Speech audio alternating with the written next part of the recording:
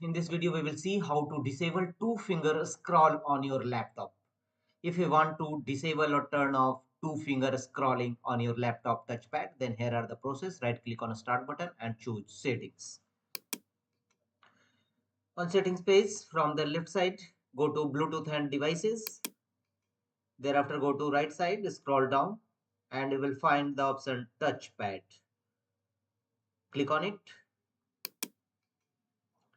Here scroll down and you will find the option scroll and zoom.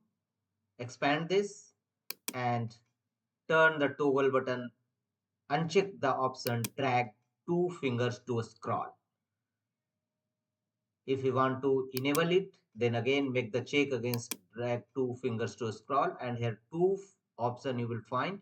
Down motion scrolls up, down motion scrolls down. Then from where you can easily turn on or turn off two fingers scrolling on your laptop. You will also find here three finger gestures: switch apps and show desktop, switch desktop and show desktop, change audio and volume. Three option available in three finger gesture also. If you want to enable three finger gesture, this feature you will utilize. That's all.